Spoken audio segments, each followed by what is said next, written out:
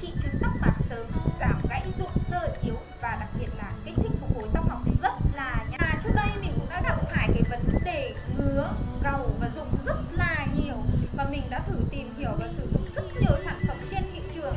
Thế nhưng mà vấn đề không được cải thiện mà càng ngày càng cảm thấy ngứa hơn, gầu nhiều hơn và rụng nhiều hơn ạ.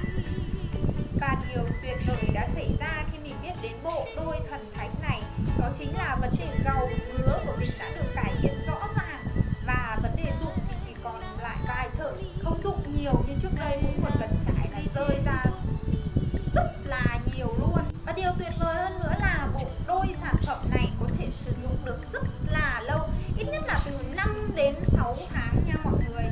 Là bởi vì sao có thể sử dụng lâu như thế ạ? Là bởi vì bộ đôi này rất là đặc luôn. Đây ạ. Như trên màn hình mọi người đang thấy, rất là đặc đúng không ạ?